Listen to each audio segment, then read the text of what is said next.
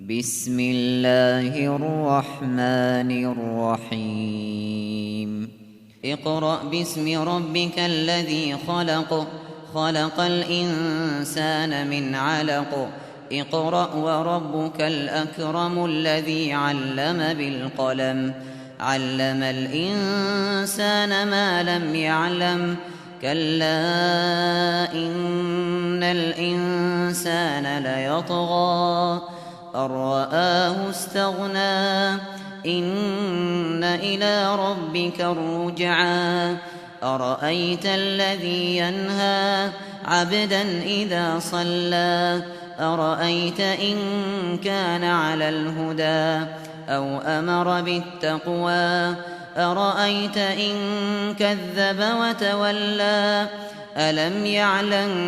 بأن الله يرى كلا لئن لم ينته لنسفعا